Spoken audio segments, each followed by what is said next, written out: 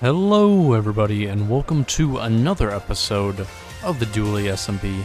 How I didn't take any fall damage right there, the world may never know. But today, we're cooking. We're cooking up something pretty big, and it involves water.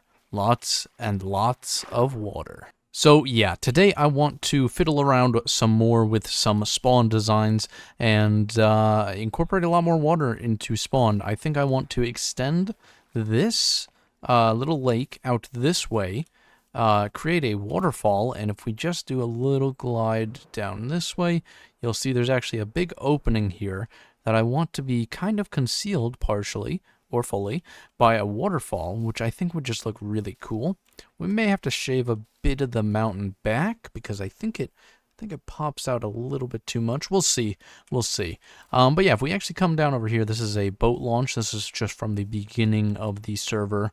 So yeah, we have a little boat launch the boat. Very cool. Put that back in. And there's also this, which is an easy way to get back up to the top of spawn.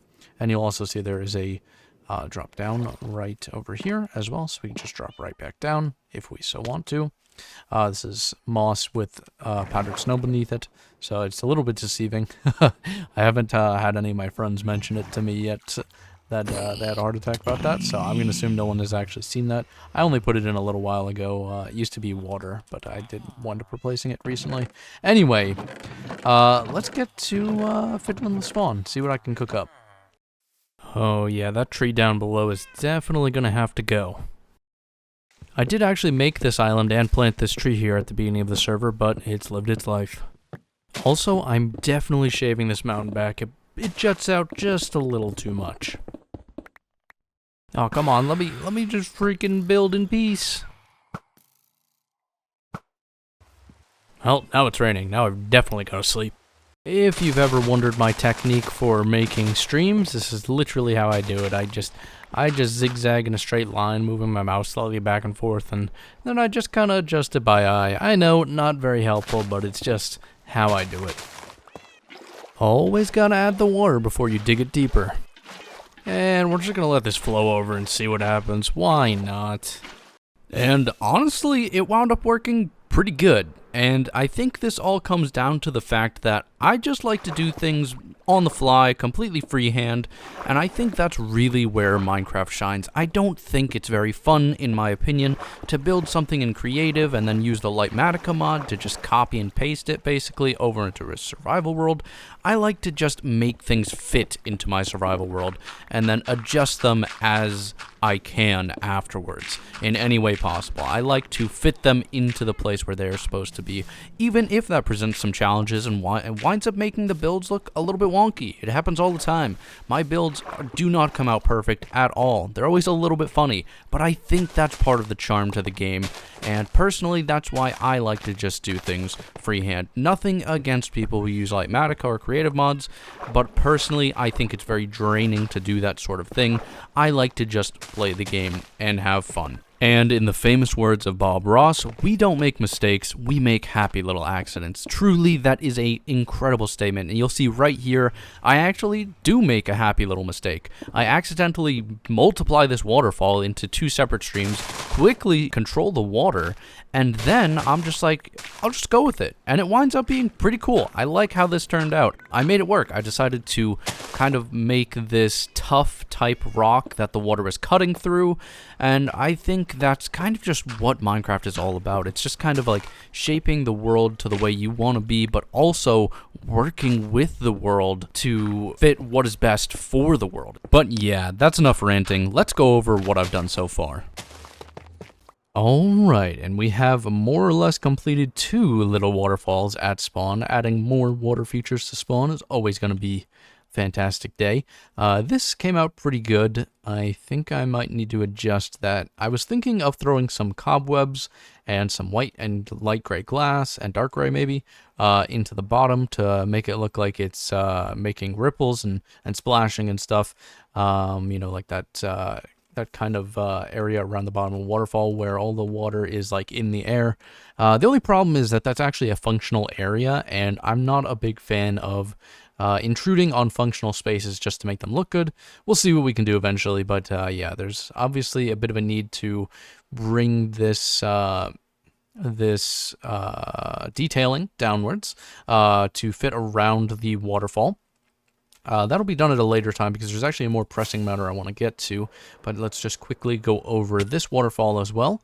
So this was actually here, I think, from the beginning of spawn. I don't remember if there was a natural water up there, if that was just one of the first things I did, but nonetheless, we've done quite a bit here, and as you can see, I'm using less and less stone over time, like the default stone texture. I don't know if I'll come back to redoing these with less and less stone, but I think with an area where you're going to be looking at so much, I think it's okay to put a lot of detail and extra stuff into it. And you'll see that I have not done this peak yet. I want to actually make a very tall peak here, probably. And, of course, we have not done anything between these two sections. So today, what I actually want to do is more or less combine these sections and make everything basically good down here. But the first thing that we're going to have to do is probably remove my little spawn cove. I think it has lived its worth, and it's probably time to see it go. And we're going to, of course, have to extend this out backwards a little bit. Yeah, I want it to look kind of like a natural cave entrance. And we're going to have to do a lot of terraforming. I'm just looking at this now. It is going to be quite the project, so let's jump into it.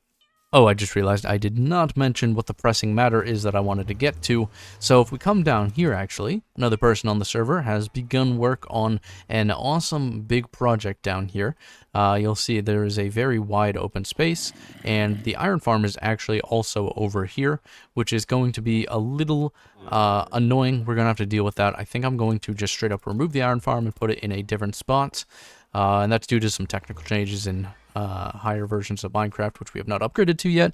I won't get too into it, but basically, I'm probably going to wind up removing spawn chunks or making no actual spawn chunks on the server, just for performance reasons and such. But yeah, this is going to be a Noah's Ark style build where we're going to be trying to get basically 2 of every animal at spawn, which is going to be, oh, I did not mean to free cam there, going to be quite the challenge because obviously this spawn is not the easiest location to bring animals to, but should be fun, and hopefully that'll be something that I get to show you guys in the future. But yeah, let's jump into trying to build this. And of course, what better way to start than with inventory management, my favorite. Got that all cleaned up and oh, nice precision anti-creeper sentry. Your new job is to guard this bridge. And I guess there's really no better way to start than just by tearing this apart, so let's get at it. Oh, I forgot there's redstone right there. Well, that's not gonna stop me.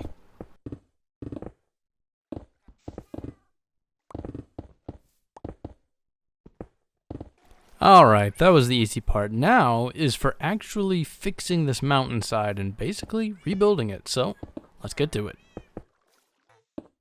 As per usual, I went into this with no real plan and completely free-handed everything without really looking back too much to even check if it looked good. Everything wound up being pretty nice, and you'll see that eventually, but some other funny stuff wound up happening while I was working on this project. Funny in terms of just how things wind up working out. I did have a bit of a tough time when trying to combine this peak into the existing mountain, but right here you'll see I actually wound up making this kind of flat riverbed area completely by accident. I noticed it here and then I was like, this is perfect for another water feature, but I thought spawn might be getting a little too busy with water, so I actually didn't want this water feature to go all the way down to spawn, and I thought it would be nice if it actually just flowed into the already existing waterfall on the mountain, so you have 2 kind of flows into one spot. Of course, I just put water down and let it do its thing, and it pretty much just worked out perfectly. I added a lot more water in different spots, and I also realized that it was freezing, so I had to waterlog the blocks, which means I just had to put a stair in the water source block, which was a nice solution. Sometimes I forget about waterlogging and the existence of that, but it is very nice. And here I decided to just take a small break from working on the peaks and to actually remove the iron farm in its entirety, basically. And I decided to just straight up kill off the zombies we had acquired before because I just was too lazy to try to move them. It was very annoying. Also, I don't know what happened here. I don't know how that villager literally teleported through the wall into that boat, but I mean, I'm not going to say he didn't get what he deserved. Yeah, we'll just let that be. But anyways, the villager corpse is now gone. There is no more iron.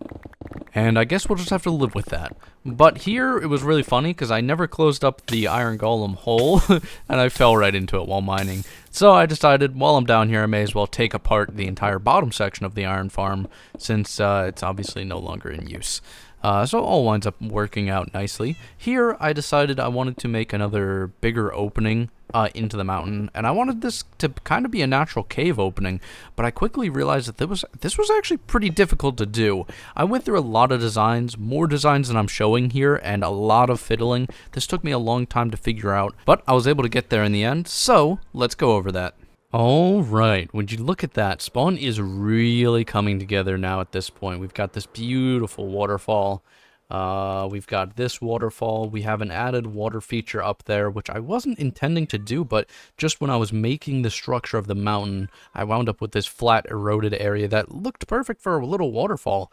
Now, I didn't want to bring the waterfall all the way down, because I figured that would make Spawn look a little too busy, but it wound up working perfectly that I could actually just connect it to this water stream, and I think this just wound up being really cool, because you catch a peek of it every now and then when you're walking around Spawn, from some of the vantage points, and when you're flying around Spawn, you'll also see it.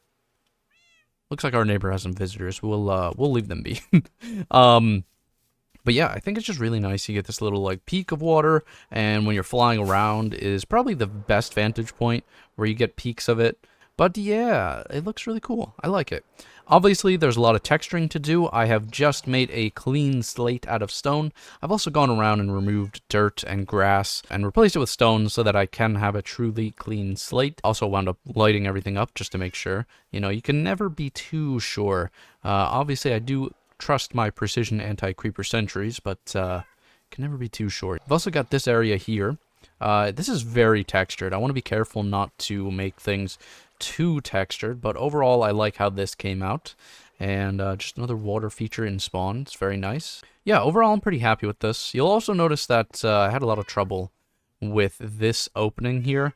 I just didn't realize that cave openings are actually pretty circular. You know, I wanted to make like a sharp triangular shape, but that's not really how cave openings work. I had to actually look up reference images of just big caves and stuff, and I realized that they're all very circular. And I did wind up doing that, and I think it looks nice. I wanted to go with a bigger entrance, but I think anything bigger than this is going to be... It's just not going to look right. So we wound up with this. I still think this is a good size. Everything worked out good. Very happy with everything. Of course, we've got this beautiful, awesome waterfall here. I definitely want to work on this a little bit more, but working with water flows is always a little bit annoying. And maybe I'll be able to do something with glass and cobwebs. I have some ideas floating around of how I can make that work and not be intrusive on the usability of the area down there.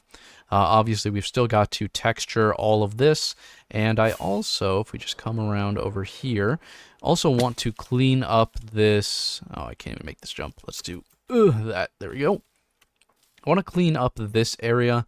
There's this big opening into this cave down here. I think I'd more or less like to close up the upper portion of this and just have it be an opening in the bottom part, but we'll see. That is for a later time. Now, obviously, of course, I have opened up this area more. I want to continue mining this out because I have some plans for the next episode where we are hopefully going to work on the rail system. I want to basically redo this all. I actually have a very nice system for this, and hopefully I can implement it, and we will see. Also, you should really attend to that. You got to answer the door once in a while. I mean, they're not even moving. They're just waiting there. Oh, man, he's gone. Although I did just realize a slight problem about removing the iron farm. You see, to repair my tools, I actually use villager trading. It's actually how I get all my XP to repair my tools. So this is a little suspect, removing the iron farm. I mean, there are other sources on the server, but the only other source I can think of is the skeleton grinder, which is not the fastest source. So, yeah, maybe we'll have to get that iron farm sorted faster than I thought. Anyway, that is going to do it for today's episode. I want to thank you guys all so much for watching. Have a great day, and I will see you guys in the next episode. Goodbye.